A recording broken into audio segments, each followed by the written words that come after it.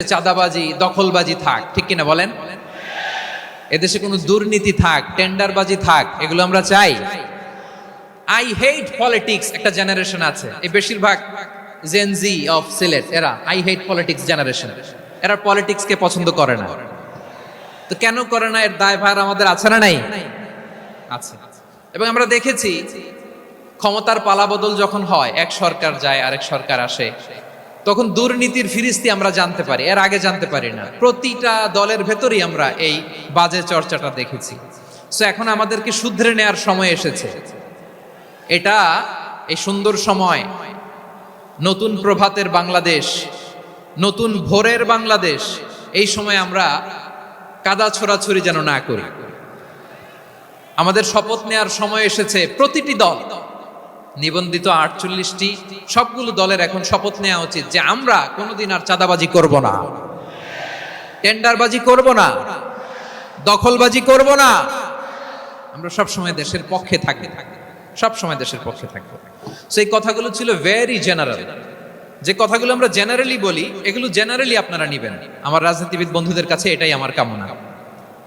আর এই জাতীয় বার্তা যখন আমরা দেই, তখন যদি আপনি বলেন যে পারলে রাজনীতিতে আসেন, পারলে দল করে দেখান, এটা হইল? আমি কি এরকম কোনো কথা বলেছি? না। আমি একজন মুফাসসিরে কোরআন, আমি একজন আলেম, এর বাইরেও আমার সবচেয়ে বড় পরিচয় আম আ সিটিজেন অফ বাংলাদেশ। আমি বাংলাদেশের একজন সাধারণ নাগরিক। আমার দেশের যে কোনো সমস্যা, যে কোনো ইনকনসিস্টেন্সি, অসঙ্গতি নিয়ে মত প্রকাশের স্বাধীনতা আমার আছে না নাই?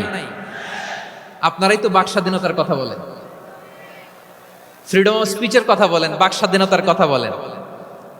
আপনারাই যদি আবার কোনো মন্তব্যের কারণে বলেন যে রাজনীতির মাঠে আসেন, দল করেন, দেখি কতটুকু পারেন, এটা ঠিক হবে না।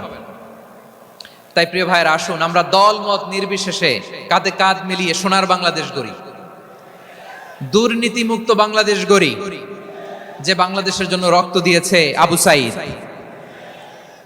যে নতুন ভোরের বাংলাদেশের জন্য রক্ত দিয়েছে মুগ্ধরা, যে নতুন বাংলাদেশের জন্য রক্ত ঝরিয়েছে 24-এর যে গণ অভ্যুত্থানের প্রত্যেকটি শহীদের আওয়াজ করে বলেন ঠিক কিনা? আল্লাহ তাআলা আমার দেশকে তুমি নিরাপদ করো, শান্তিময় করো। আমরা যেন স্বাধীন সার্বভৌম বাংলাদেশে মাথা উঁচু করে বিশ্ব দরবারে দাঁড়াতে পারি। আল্লাহ তুমি তৌফিক দান করো। আমি অত্যন্ত নগণ্য ক্ষুদ্র একজন কোরআনের ছাত্র হয়ে কোরআন থেকে যা বুঝেছি, এই কথাগুলো যখন দেশ থেকে দেশান্তরে যেখানেই যাই শোনাবার জন্য লক্ষ লক্ষ দিনী ভাইরা সেখানে উপস্থিত হয়, আলহামদুলিল্লাহ। এবং যারা আসতে পারেন না, এরকম কোটি কোটি বনি আদম পরবর্তীতে সোশ্যাল মিডিয়ার কল্যাণে তারা কথাগুলো শোনেন, আলহামদুলিল্লাহ। আবার এমনও অনেক আছে যারা আমাদেরকে পছন্দ করেন না, তারাও ডায়েরি খাতা কলম নিয়ে, মোবাইল নিয়ে, ল্যাপটপ খুলে আমাদের আলোচনা শোনেন। আমি তাদেরকেও ভালোবাসি, কারণ আমার স্লোগান হচ্ছে হেরে যাবে ওদের হিংসা, ষড়যন্ত্র, জিতে যাবে আমাদের ভালোবাসা। যারা আমাদের বিরোধিতা করে, আমাদের ব্যাপারে ঘৃণা ছড়ায়, তাদের জন্য আমাদের বুক ভরা দরদ আর ভালোবাসা আছে না নাই? কারণ ভালোবাসা দিয়ে যা জয় করা যায়, কঠোরতা দিয়ে তা পারা যায় না। তো যারা বিরোধিতার জন্য আমাদের আলোচনা শোনেন, তাদেরকে ওয়েলকাম। যারা আমাদের আলোচনা আউট অফ কনটেক্সট নিয়ে এক জায়গার মাথা আর এক জায়গার লেজ জুড়ে দেন, তাদেরকে ওয়েলকাম। গত সপ্তাহে আপনারা জানেন খুলনা বিভাগের প্রোগ্রাম আমি দিয়েছিলাম যশোরে, আদ্দিন ফাউন্ডেশনের উদ্যোগে। তো যশোরের প্রোগ্রামের এক ভিডিওর পেছনে আমাদের কিছু দিনী ভাইরা 6 বছর আগের এক অডিও ব্যাকগ্রাউন্ডে জুড়ে দিয়ে বিভ্রান্তি ছড়ানোর জন্য সোশ্যাল মিডিয়াতে ছড়িয়ে দিয়েছে।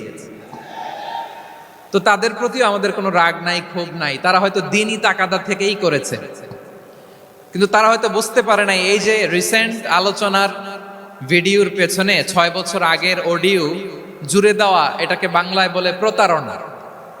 কি বলে? প্রতারণা, ধোঁকাবাজি।